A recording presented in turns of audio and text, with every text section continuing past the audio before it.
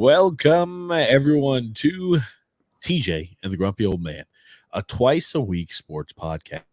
I'm your host, TJ, and with me here, as always, is the Grumpy Old Man. They say there's no shame in his game because he's always the same.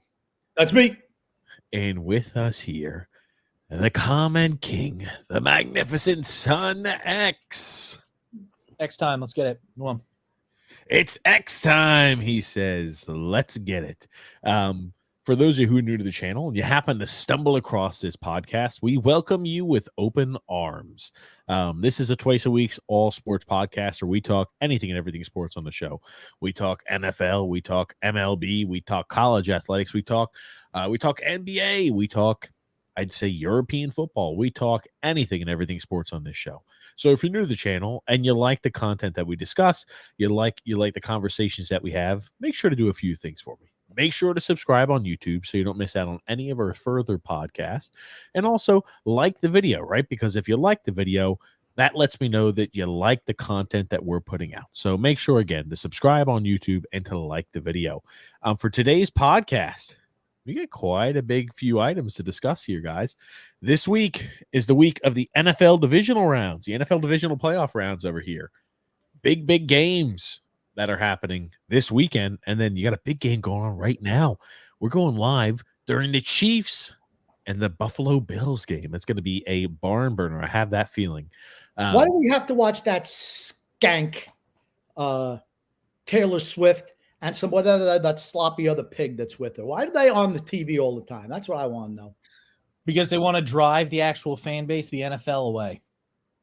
Okay, that's fair. Well, because they want to get. Oh, okay. First, I just turn it off whenever they're put on there. I just click it off. And then I'll go back they got on that fat bastard who retired after a shitty season and a shitty performance last week. He's out there with no shirt on. I'm like, these Kelsey clowns. I can't wait for them both to be gone. I hate all of them.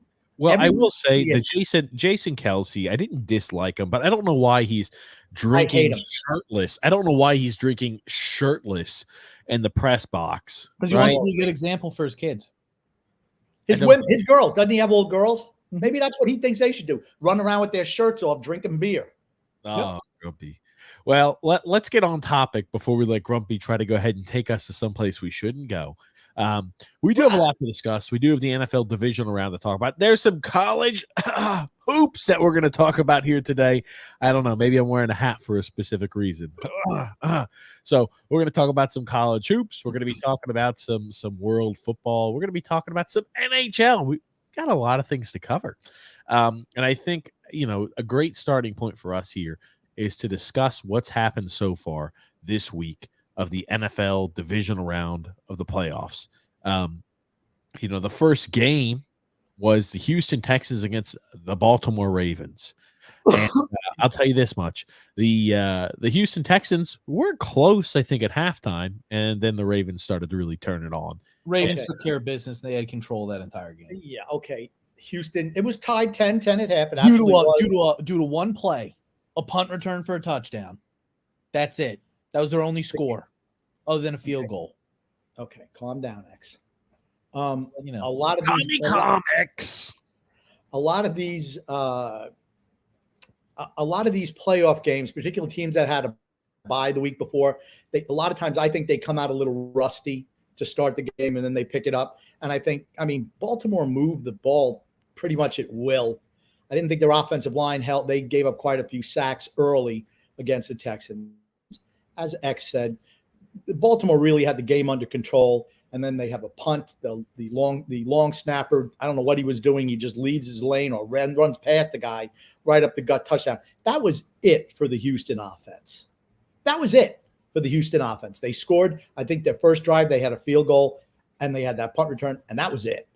The Ravens, as I've been saying since about week 5 or 6 on this show, are the best team in the NFL. I think the only team that could give them a run for their money is Buffalo. Because I think Buffalo can run the ball and pass, and they got Josh Allen. I don't see Kansas City, if they advance tonight, first of all, they won't be able to stop the run against Baltimore's run. Won't be able to do it. And that Baltimore defense is something else. really, really good. I'll say this. I know you're going to glaze and you're going to gush all. Oh, I mean, you're glazing. Oh, Baltimore's so fantastic. Oh, They are. so great. Okay. I'm going to let you know something. Here's the thing. The Houston Texans had 17 plays inside the Baltimore 25-yard line, and they didn't run the football, not one play out of those 17. They couldn't. It's because they could not run the football on Baltimore. Couldn't do it. Could not run the ball on that. Did you watch the game, TJ? Yes, I did. No. With what? No, he didn't. Yes, How? I did. How? What? It's on normal. It's on general cable television. What channel were you watching on? What was the I watch network? on a streaming app. I watch it on a streaming app. So Grumpy. he's bullshitting. He didn't How am watch I watching? How am I watching right now? Right, it's on ABC, but guess what? I can watch it on Paramount or I can watch it on Hulu. So I can watch it on other streaming services, Grump. Just so you know that I can watch the games, and I watched that game too. You could shake your head. You went. Hold on. You went out, as I remember. You went out to lunch with the lovely Paige, and you didn't show back up until 9:30 because you were out and about. Out and about. That is not correct. He's lying. So maybe you should concern yourself more with your own schedule than mine, because that's not correct, Grump. It did not actually watch the game. It didn't take me to eat lunch from 12 o'clock or 2 o'clock in the afternoon until 9 p.m. So you could try to push that as long as you want and stare at your TV screen as long as you want, Grumpy.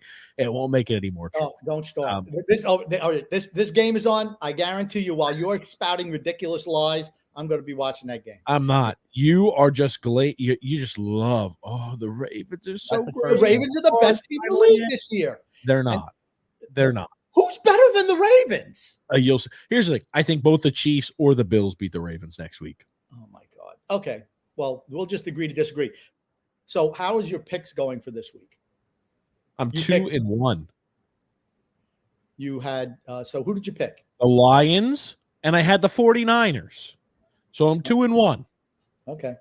Yeah, I had the Buccaneers, so I'm 2-1 also. I'm 3-0. If the Bills win tonight, I'll be 3-1. I'm 3-0. The Bucks. Who are you smoking? I wanted the Bucks to win. Grumpy picked the Bucks too. I did not. I wanted the Bucks to win, but I thought Detroit would win. I wanted the Bucks to win. I was rooting for the Bucks, but I thought Detroit would win. Yeah, I need somebody. I picked Buffalo tonight. Absolutely, I did. Yeah, I'm just. I mean, I know this game is on while we're doing this podcast. The issue for me, if you're Kansas City, it can't stop the run. Let me ask you this. Can we talk about maybe the first games that happened originally? Because that's what we want to kind of Why are we not talking about the game that's currently going on? We're not fucking doing a live stream of the fucking Buffalo Bills against the Chiefs, X. That's why. Well, then maybe we should just cancel the podcast. Oh, my gosh. I know it's impossible for you guys to multitask, but there's sports that are going on currently. Wouldn't you think you'd want to talk about those? You can guess what, X? You can watch and you can comment. You could watch and you can comment. Don't worry, James Cook, big rung up the middle. Oh, well, thank you, X. You know what we want to talk about today? I want to discuss what's happened so far this weekend in the divisional round of the playoffs. The Ravens took care of business. You think very highly of the Ravens. I think they're a good squad. Again, how many games are you going to see Lamar Jackson continue to win with 151 passing yards? Eventually, you're going to run across a good defense, and you're going to be like, we can't. Oh, man, they're able to put a smile on me. I can't just run the ball for 108 yards a game. They run the ball. I haven't seen 100+ rushing yards this week, TJ, and 4 touchdowns. What else do you want him to do? You're not going to be able, against good teams, you're not going to be able to run the football. Wouldn't you consider the 49ers a good team? They beat the living shit out of them this season. A regular season, and things are a lot different than they are in San Francisco. In San Francisco. Beat the brakes off of them. I'm very aware. I'm just saying this. You're not going to win a lot of games as your quarterback's throwing for 152 yards. Not going to happen. But you better feel comfortable sitting back there in the pocket throwing some darts if you want to win a Super Bowl. You're eventually going to run across a team. You're going to run across a team where they do a good job of containing the quarterback, and you have to sit in the pocket, throw the ball. Can you do that? That's the big question. I don't think it really matters if they're winning games, does it? If you're running the ball for 200, oh my God. How many yards rushing did the Ravens have yesterday? Because if you can run the ball, you don't need to throw it. Lamar had 100 yards scrambling. Okay, how many yards did the Ravens have yesterday running the ball? That's my question. We can both pull that up, but I'll pull it up for you. I'll look it up. I'll look it up. Yeah, I mean, let's go to X. He's very quick at pulling things up. I mean, they dominated Houston. Houston's offense has been phenomenal down the stretch. They just said 229 rushing yards. I mean, and 123 passing. I mean, if you're running for almost 230 yards a game, I don't care who it is. That's the problem. If you can't stop the run in the NFL, if a team wants to commit to it, it's real tough for you to win because you wear a team out. It opens it up for the pass because you got to commit more to the run, and it opens everything up. I think you realize they run an RPO offense, right? The majority of their rushing yards came on Lamar Jackson's scrambles. You understand that, right? No, a majority of them came on runs from Gus Edwards and Hill because they had 129 yards from Gus Edwards. Do you want to take a guess? Okay. Lamar only had 100 rushing yards yesterday, TJ. X. Holy. Just because you run time to two different running backs, but your main running back, who's the guy who throws the football, rushing yards came from their running backs, not Lamar Jackson. 129 the majority of the yards came from one player, and that one player is Lamar Jackson. Yes, but not a majority of the yards came from scrambling. That's wrong. The majority of the rushing yards did not come from scrambling. You were wrong. X, can you do me a favor? How many carries did Lamar Jackson have, and how many carries did the rest of the Ravens team have? Because that tells you how carries. Justice Hill 13, Gus Edwards 10, Dalvin Cook 8. That's a lot. That's a lot. You had a total of how many? That 10, 13, 8. So you had a total of 31 rushing attempts for 121 yards. And then Lamar Jackson had 9 rushing attempts for 100 yards. Guess what? They're not running the ball. Lamar Jackson had 11 carries for 100 yards a game. I don't understand. You completely just fucked up every stat that I just read. Like, I don't know how that's 220 yards, right? 228 yards? What is it? They had 229 yards rushing. 229 yards. 8 rushes for Dalvin Cook, 10 for whoever, and 13 for the other cat. And 11 for Lamar Jackson. So he had 10. I thought he had 10 rushes. Lamar Jackson had 11 carries. Okay, 11 carries for 100 yards. That means on 31 other carries, you had 129 yards. You're not running the ball at will. Newsflash, Grumpy. 4 yards a pop. 4 yards. You run 4 yards a pop, you're going to get a first down. Your quarterback is evading the pocket and scrambling. TJ, I'm not even counting the quarterback. I'm just saying Cook, Hill, and Edwards ran the ball 31 times for 129 yards. Guess what? That's more than 4 yards a carry. That's more than 4 yards a carry. They ran the ball 42 times because they can. That's why. You're seeing it tonight. You're seeing it right now. Right now, you're seeing defense. They played a bad defense in the Houston Texans. You realize Houston was second in the NFL in rush defense. Second in the NFL, they gassed them. Majority of the games Houston plays are shootouts where they're throwing the ball. It's the reason why C.J. Stroud is throwing the ball all game because they're shootout games, Grumpy. I don't get what you're talking about. Big run up. So you don't believe in Baltimore. I've been saying since League 5 or 6, they're the best team in the league. They're not. It's so obvious. This is going to be a repeat of Michigan. And I'll be right on that. That's correct. Because I played and watched the game. No. A little bit more than Trump takes the Michigan approach, saying since week 5 that Michigan's good like I did, and that they're going to win the national championship, and Baltimore will win the Super Bowl. Baltimore's the best team in the league. Mark Andrews will be coming back. The live league hit has taken off. Now you got a 2 tight ends that you can run. Watch out for them. And then defensively, they're spectacular. You got to watch out for that 151 passing yards a game for Lamar Jackson. That's really dangerous. You can run the ball at will. You ran the ball for 230 yards. What do you need to pass it for? You can run it right down their throat. When you play again, they beat them by 21 points. They beat them by 24 points. They blew them out. Just blew them out. I'll mention it again because I guess it didn't compute the first time or the second time I told you. When you play teams further and further in the playoffs and they have better defenses, your little scrambly quarterback won't be able to evade the quarterback spies as the defense gets heightened, as the moment gets bigger. And as your quarterback's not rushing for 100 yards, I think you'll notice that the Baltimore Ravens are a mid-level offense. I think you're going to realize. If the Bills win this game, they're down to like 5th string linebackers. You do realize that, TJ. Are we just speaking on the grass here, X? Kansas City. What? Am I speaking out of my ass? No, look at how many fucking injuries they have at linebacker this year. Fifth string linebackers. So they had to sign. They signed the Klein guy. He was off the street. He was a streetie. Last week was his first week back with the team. He had retired. He's in his 14th year in the league. He's starting. They have a number of injuries to their linebackers and defensive backs. Absolutely, they do. Otherwise, honestly, this game wouldn't even be close either because Kansas City is really struggling. They can't stop the run from Buffalo. They just can't stop it. I mean, if you can't stop the run, it's awful hard to beat a team. I mean, true. You kind of impose your will on. I'm just asking you a question. Grump, they're going to dominate the Chiefs. They just will. The only thing that can keep the Chiefs in this game is the officials. Those are the only thing at this point. Right there. Look at all the plays the Chiefs have been getting, all explosive plays. When you're out there for 2 times or 3 times as many minutes as the other defense, they're going to wear you down. That's just simple as that. So that's what Baltimore does. They wear you down. That's what Buffalo's done today. Buffalo's a better defense than the Texans. Where's the flag? They don't call holding. Hits him right in the head. They don't. They don't call penalties on Kansas City. Don't do it.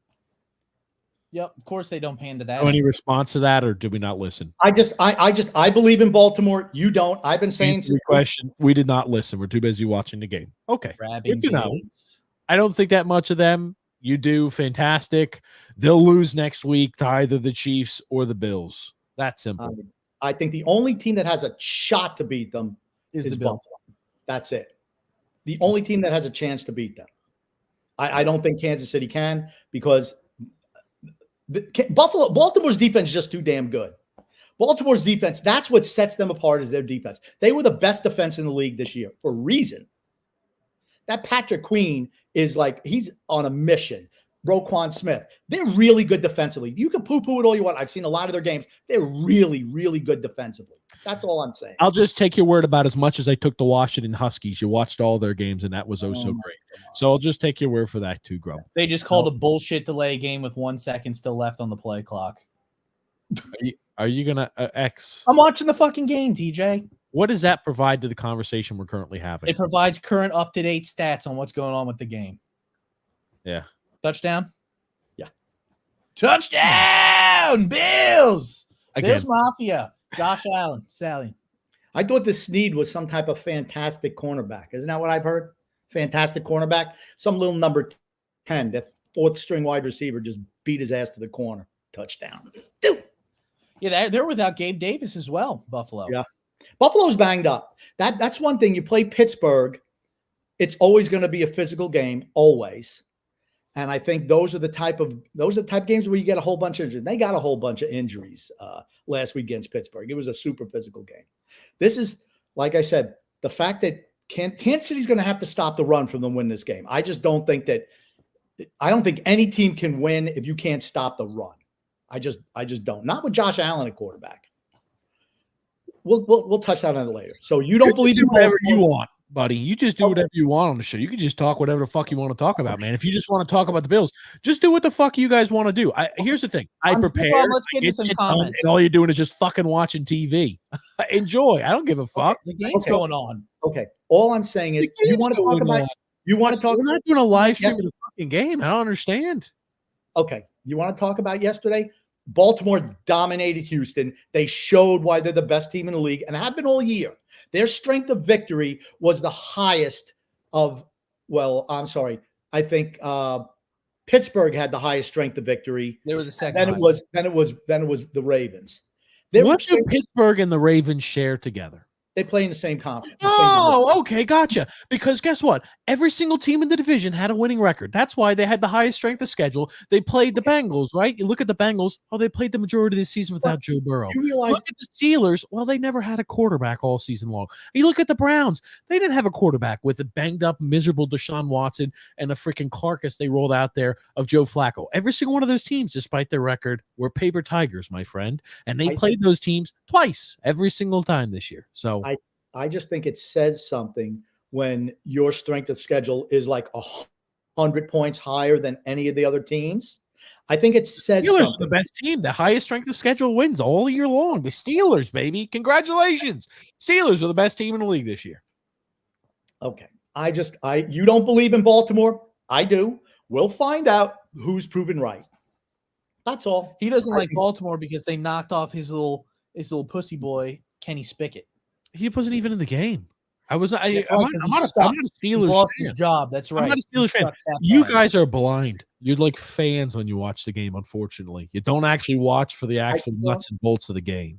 I don't see how you can't say that the Ravens are not the best team in the NFL. Here you go, TJ. Can you read this comment for me? TJ, read this comment. Pressure on you. This comment. The Ravens only allowed 16.5 points a game. They're going to be a real tough out, whoever they play next week.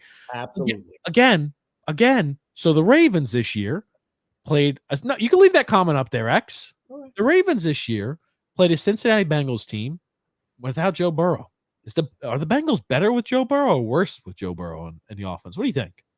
I would say they're probably. The answer is they're going to be probably better with Joe Burrow. Thank you very much. Were the Steelers a very dynamic offense that they fired their offensive coordinator halfway through the season, or no? Okay, thank you. I'll just answer the questions for you. They're hypothetical. The team thought so great of their offense and their offensive production that they fired their offensive coordinator at the tail end of the season. And you look at the Browns, let's not forget the Browns did so great that Deshaun Watson was so unbelievably bad.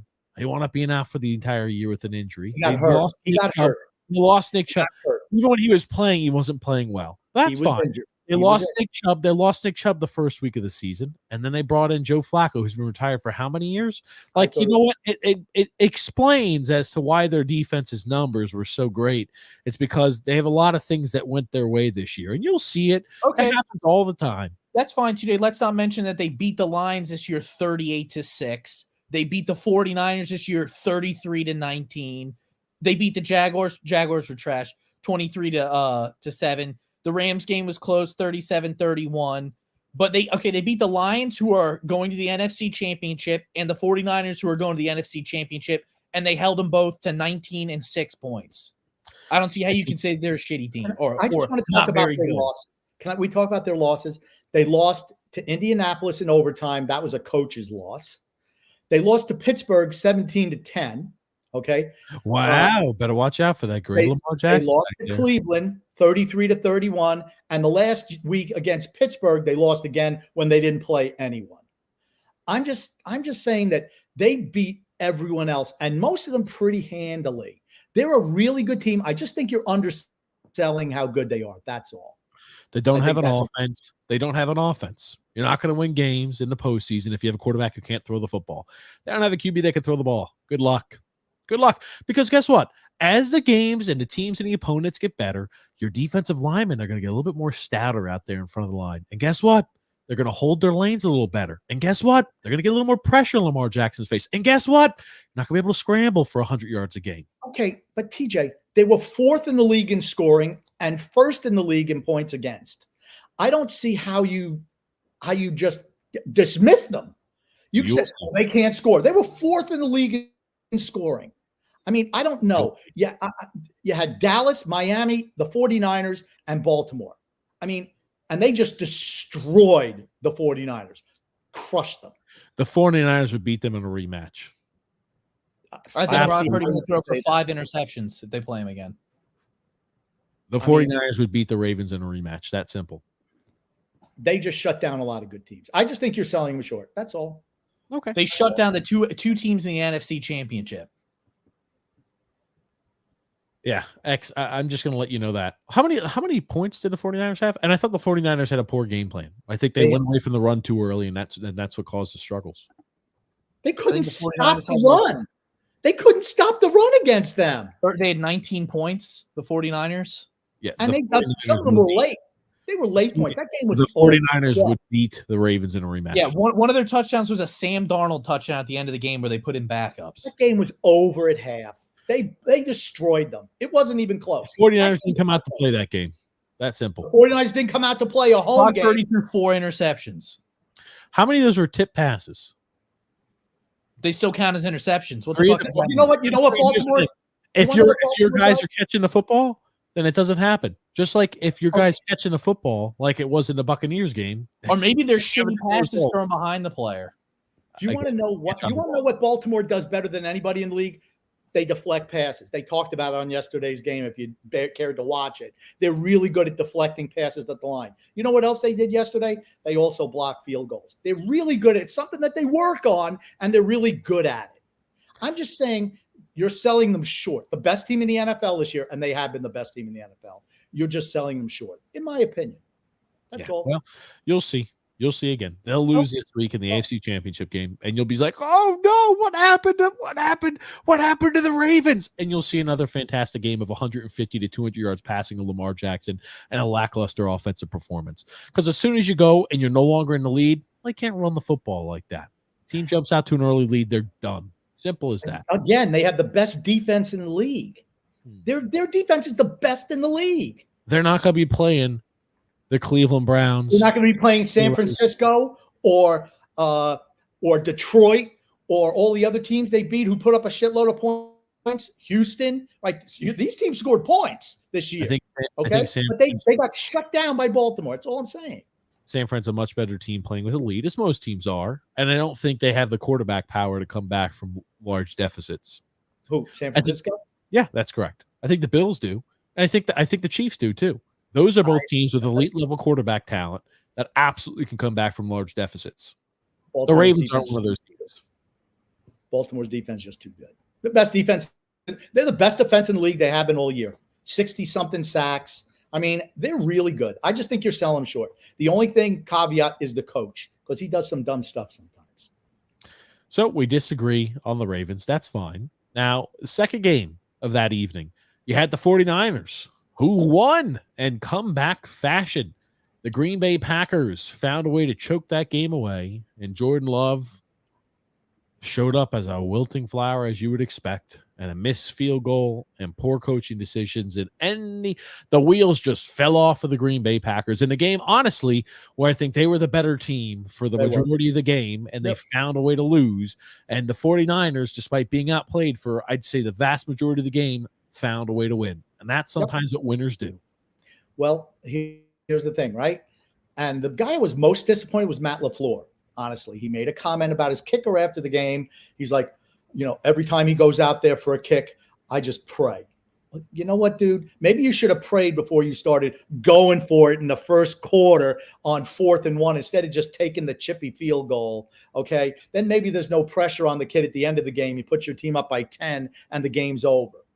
Jordan Love got exposed a little bit yesterday, I think. Let's stop the Hall of Fame talk. I know it's one game, but I'll tell you what. I thought that Green Bay absolutely outplayed the 49ers yesterday. But what could they not do? They didn't execute at certain pivotal times, and they had to settle for field goals as opposed for touchdowns because they got ultra conservative inside the red zone and inside the 10. I thought that was a problem for them. Yeah, and here's the quote there. Yep, every time he goes out there, I just pray. And again, we're just taking a little snippet of the conversation. That's not usually something you want to say about your kicker. Just going to throw that one out there. You want to do a little better than that. Now, do you want to look at the last interception that Jordan Love threw? That was the game, I guess, the game sealing deal. Now, here's the thing: some people are just, oh man, Jordan Love, you can't be doing this. So I think the entire game, their team, I mean, they were running the ball at will. They had possession of both offense and defensive line. I thought they looked a much better team for the majority of the game. And I think the Green Bay Packers were hot as shit. And this happens sometimes. Teams that are, not necessarily have the greatest seed, they just get really hot and things start clicking. I think that was it for the Packers. And like this interception here, not a good, I mean, right? Jordan Love, you look at the numbers, 194 yards on the day, 2 touchdowns and 2 picks. Here's that last pick. 25 yards. Love. Pressure up the middle. Runs away. Throws across his body. And that is picked. 49ers have it. Greenlaw. Still up. He needs to get down. Why is Greenlaw not going down here? Go down in the game over. Let's go. I did love that. I was like, he's got to go down. Even all his teammates would tell him, go down, go down, go down. I'm like, dude, what are you doing? Throw the ball out of bounds, my friend, and live to fight another day. You're well outside the pocket with 45 seconds left. Throw the ball out of bounds and live to fight another day. Don't try to throw. And that's what Now, let me ask you this. Can you call Jordan Love a young quarterback? Was he Yes. 25 years old? Yeah, but this is his first year playing. It's not his first year being a quarterback. That Yeah, rules but- always stays the same from high school to college to the NFL. When you're out of the pocket and it's like, oh, there's not much going on, throw the ball out of bounds and live to fight another day on 1st and 10. Okay, you got 52 seconds left. I know you just need a field goal, but still, I don't think it was I thought it was an ill-advised throw. He just should have thrown it away. You had plenty of time. Honestly, just throw the ball away. You're out of the pocket. Throwing it back across your body into triple coverage, not the brightest thing. I thought he missed and so did Purdy, actually. They missed wide open guys all night long. I'm like, those guys are wide open, and they're missing them by 7-8 yards. Can't do that. Now, did we get an update as to what the injury was there for Deebo Samuel, or how severe the injury was for Deebo Samuel? No, I don't know what it is. I think that has a big play into what happens for them, because I think if, right, let's say no matter what happens, Bills or Chiefs win tonight, I think Brock Purdy is the least talented quarterback that's still left. Or maybe Jared Goff. I'm sorry. It's Jared Goff, and then maybe Jared Goff and Purdy are probably close. I'd say Jared Goff's better than Purdy. Absolutely. Goff's better than Purdy. Absolutely. Really? Yes. Here's the problem, though. I don't see Detroit's defense good enough to stop the 49ers. They can't stop the run, and they can't stop the pass. Other than that, their defense is really good, but they can't do either of those two things. I think they'll be able to score some, but I think that's an easy win for the 49ers. I thought this should have been they should have made this game a lot easier than it was as well. Let's be honest. The 49ers have done that a little bit this season, where it's like games that they should absolutely manhandle an opponent, they don't manhandle, and games that, that should be a lot closer, they take care of business. So it's, it depends on what 49ers team shows up, and that's every team out there. But this is one where I think Jordan Love, that game looked pedestrian at best. I get it. He's a young quarterback, but here's the thing. You're right. Green Bay's got the next guy.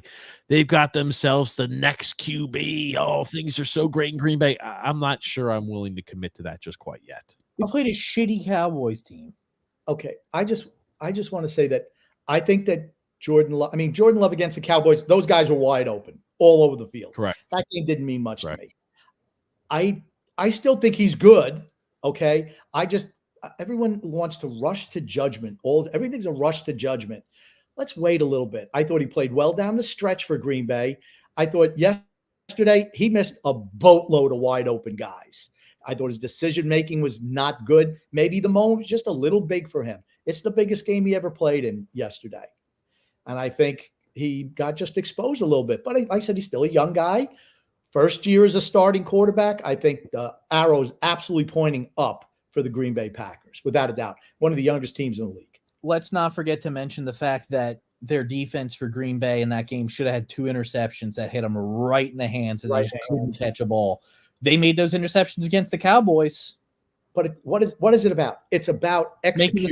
Executing. You have to execute. Like in the first quarter, that Purdy, that very easily could have been a pick six. Yep. Very it was easy. not a pick six. I could show you the replay. There's a tight end there to make a tackle. I told you about this earlier, Grumpy. Go ahead, show it if you want. If you want. He's coming up at the ball. The tight end isn't going towards him. Has to turn his hips and chase. Okay, I'll show you where you're wrong, but I want you to listen to this clip here first, okay? Packers, they came out and I believe they outplayed the San Francisco 49ers 58 minutes. But in order to beat a number 1 seed, in order to beat a team that has so many weapons like the 49ers do, you have to play 60 minutes of complete football. And the Packers, they kind of folded at the end of the game with that missed field goal. That's when everything started going wrong. And then Jordan Love at the end of the game, I think he possibly might have made his worst throw of the season right at the wrong time, throwing across his shoulder, across his body, and across the field. You cannot do that to nobody. To nobody. And that sealed the win. It sealed the win for the. Is it weird to see like Gronk get all worked up? I kind of liked it. 49. I love Gronk. Absolutely love Gronk. But man, oh man, he is so bad in that setting. When you just let him go and have fun as opposed to try to break everything down, then, he possibly made the worst throw of the season. That's not his strength. It absolutely isn't. When I showed X something where he did an interview with some people he knew, and I'm like, holy shit, I've never seen Gronk look so good. He's just not capable of doing it in that setting. And I don't think anyone hates Gronk. How can you hate Gronk? Yep, absolutely. And that girlfriend he has, she absolutely loves him to death. Loves him. They're a perfect couple. Perfect couple. You see them, two of them talk, I'm like, oh my God, they're perfect together, without a doubt. Oh man. Give me a second. I'm going to find that here. I'll pull up here the 49ers there that dropped interception there by Green Bay. The one thing that we could talk about here as we're waiting for that is expected that the Packers are ready to make Jordan Love one of the highest paid quarterbacks in the NFL. You want to talk about mistakes or potential big mistakes? This is absolutely one of those. Okay. Now, is he a UFA? Or are they just going in one more year of his is it one more year of his rookie deal? I don't know what his contract situation is. I don't know if this is his 5th year in the league or what. I don't know what it is. They're ready to make him one of the highest paid quarterbacks in the NFL. That means he's probably going to get an extension, right, Grumpy? And that they're going to get ready to pay him. Would we not agree on that? Okay, then. But what are you going to do? You're going to let him go? Contract is 1 year, $13.5 million. So they're getting ready to give him a huge long-term deal is what this means, Grump. What should they have? What should they do? What should they do? You think they should let him walk? Franchise tag him for a year. Okay, how does that work? How does that work? Hey, buddy, get ready to play well. We want to make sure that you're doing exactly what you done last year, and we're going to put better weapons around you. Yeah, for me, you're not if you think he's the guy, and here's the thing, there's a lot worse quarterbacks in this league than Jordan Love. The Bills just lost themselves the game. It's a coach. He does dumb shit like that all the time. For me, the issue is you're going to move on from a 25-year-old quarterback that, I mean, you've had Favre, Rodgers, Love, who looks like he'll be able to play. Is he going to be a Hall of Famer? I mean, probably not, but he's certainly, I would say, for a young guy, he's got to be a top 10 quarterback in the league or very close to it. You're not giving up on a guy like that. You sign him, you lock him in long term, you don't even have to worry about it. Franchise tagging him. I'm telling you, I had no problem at all franchise tagging him. And just, I guess, to give context to what X is saying, the Bills just went for it in their own 25, 27-yard line, and they went for a fake punt. Fake punt. Yep, that game's over. And, touchdown. Oh, you might have stepped out of bounds. This game's over. They should fire. I told you the Chiefs are going to. He should be fired after tonight's game. Gone. You can look back on it. I'll be 3 for 1 after the Chiefs win tonight. And I'll tell you one thing: the Chiefs won't lose to. They will not lose. They will lose to the Ravens. They won't lose to the Ravens because the Ravens are a paper tiger as well. You'll see. Oh my God, the Ravens are a paper tiger. Okay, absolutely. You'll see. Yeah, they only stomped the shit out of the two teams going to the NFC Championship game. I'm gonna let you know this. He fumbled the ball out of the end zone. They said he was out of bounds. They ruled him out of bounds. Yeah, no. I'm gonna play behind you. I'm gonna play behind you. He absolutely touchback. That's a touchback. That's a touchback. That ball's out, and he fumbled through the end zone. That's a touchback. That's absolutely a touchback. Holy shit! It's a fumble, went through the end zone, so they get lucky. Bills got lucky. Why then? Oh, the Bills. Oh, Bills got lucky. Are they calling it there a fumble? I mean, that ball's out. That ball's out, and it goes through the end zone. There's a touchback. It's Bills' ball. Yep. Man, I'll tell you one thing. How the fuck did the Chiefs? Why are they running that play? I don't understand. Like, you talk about a team that has the ability to step on the throat of the opposing team, and they don't do it. And I'll tell you what, I think Mahomes has been really good tonight. I think so too. He's played great. Now, here's the thing. They're missing 2 cornerbacks. They're missing 3 linebackers. They're missing a safety. But even that being said, I think he's been really good tonight. And in the second half, Pacheco's been able to run the ball. Are you sure he's not down? He was not down. Absolutely was not down. Okay, his body never hit the ground. No. His body never hit the ground. I'm just looking at it on my phone. It looks like maybe that could have been the case. Let's see, because we know who's officiating the game. So yeah. He's one of the. If he does the right thing, or if he does what he does. They're going to call that play on the field stance. I think they will too. I think they're gonna shaft the Bills. To me, that's even surprise though. Even Gene Steratore said that's absolutely a fumble through the end zone.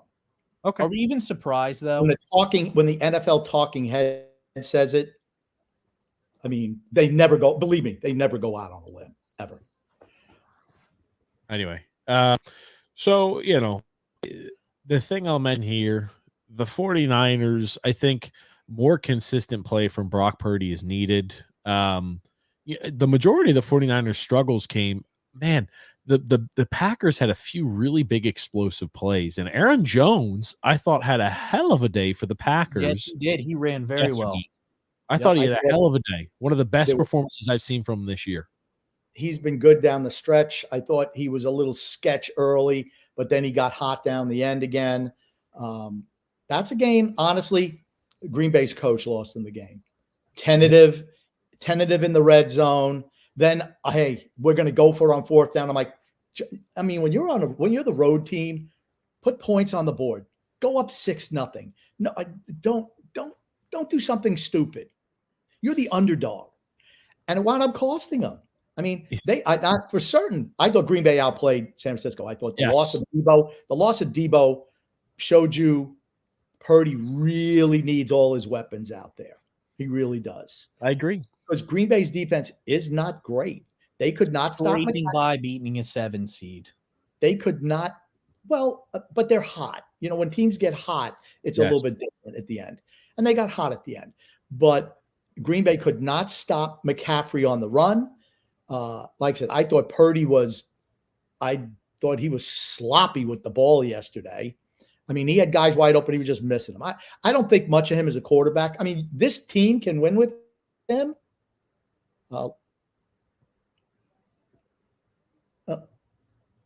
It's a turnover. Touchback. I'm shocked. Yeah. I think that Purdy is. You can win with him if everyone's healthy. Absolutely. He's shown against really good teams, though. He's not that good. So I'm against Baltimore. He turned into a pumpkin. That's all. Let me ask you this here. Do you think this question I ran across you just a second ago? Taylor Swift get a ring if the Chiefs win the Super Bowl? I bet they give her one. Yeah. Oh, or she'll buy one of the two. What an absolute joke if that was to happen. You know what that essentially does? It just says, hey, winning a Super Bowl ring means absolutely nothing now. Is this a different jacket from last week? I think the last one was white for the home and the red numbers, and this one is red with the white numbers. Who knows? Who cares? Buffalo's going to lose this game. They absolutely. Sean McDermott is not a good enough coach. It's just that plain and simple. I've told you that for a while. They have choke in their genes. And I'll tell you one thing. If he loses, he should be fired tomorrow. He won't be. There should be no reason to keep him, no reason to justify keeping him. I'm just sorry. The going for it, I mean, it's panned out for you where you recovered the fumble, but I'm like, I'm sorry. I don't know what's happened. You guys are obviously well far ahead of me, but I think Sean McDermott, if he doesn't get over the Kansas City Chiefs, he can't get to an AFC championship game or get past it, he doesn't deserve it. Simple. Yep, agreed. All they're doing is wasting Josh Allen's career. Yeah. They could have Christian McCaffrey on that team. Watching Josh Allen, now the little wide receiver number 10 is hurt. Watching Josh Allen, to me, he's the best player in the league. When he does Josh Allen things, I don't think anyone's better because he's a better thrower than Lamar is and just as good a runner. I think this is interesting putting up. You might enjoy this, Grumpy. I'll let you read this here. By Dov Klemman. Patriots teammates were not happy with Mac Jones's appearance at head coach Gerard Mayo's press conference per Greg Bedard. Team source, everyone's watched him play. They've watched him act like a prima donna. The team is sick of it. Everyone's sick of it. He was in his workout gear, which is ironic since he cleared his entire locker out at the end of the year. Not a single hanger, completely empty. I mean, come on, man. Okay, they don't like him. So in other words, you don't have a quarterback in New England. And you got a coach who's more you got a new head coach who's more interested in DEI than he is in telling about how to run an offense. It's trouble. It's going to be trouble in New England. I just mark it down here.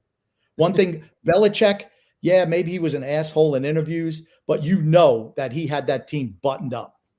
I mean, like I said, they're going to be back to what they were before Parcells got there, and Belichick and then Parcells before. That's what they're going to be. It's I'll tell you one thing. When I read this, I was like, okay, Mac Jones absolutely has zero future there. Absolutely. They need to move on from Mac Jones. That's quite obvious. Anything holding on to him would just be a disservice. No, like I think the kid maybe works hard. I don't know. That it's not your teammates hate you. I used to say the same thing about Russell Wilson. When your teammates hate you like that, there's usually a reason for it, and that's a problem. What do you think you could get for Mac Jones at this point in time? Maybe a 5th round pick or a 6th round pick, if that. I think probably a 5th. Do you think you get more for Fields than you do for Jones? Maybe a 4th for Jones. For Fields. I mean, he hasn't proven he can really is a consistent thrower of the ball. He's a good runner. Yep. What do you think about this here? If Steve Belichick returns to the Patriots, the projected fit would be assistant head coach or a senior advisor type. Again, his dad got him the job. Now you're going to elevate him. Okay, let me tell you something. They've been tacitly ripping his dad. No one else has been let go. No coaching staff, no players, nobody. Only Bill Belichick. And they're thinking, yep, we're going to be good enough to win. So they think Bill Belichick was the whole problem. Now, I still think he can coach. I thought he was a crappy GM at the end. But I think he can still coach. How do you stay there if your dad is getting ripped, where the head coach says, yeah, I left here for a couple of years because I had to get away from Bill. What, dude, you're talking shit about my dad? I mean, no offense. I'm not working here. That's not happening. X, let me ask you this. What's up? I want to start getting up to I don't disagree, Grumpy. I don't think he'll stay there. I think he'll take a job with his dad someplace else in Atlanta when they officially hire him. X, let's start getting through some of those comments here real quick. And I do have a few other things I want to showcase here today. The failing Sand League, Grumpy. Perez, that's Florentino Perez, sent Mbappe's transfer fund on VAR officials today against last place Almira. Absolute daylight robbery from boss mob Perez. Called his buddy La Liga president Tebas, and help out a little pathetic. Okay. Do we want to talk about that, X? Sure, we can. I'll let you start. I watched this game today. And here's the thing. Everyone knows I'm a Real Madrid fan, but I'm nothing but fair. Nothing but fair. To me, there were 3 calls that went against Almira today.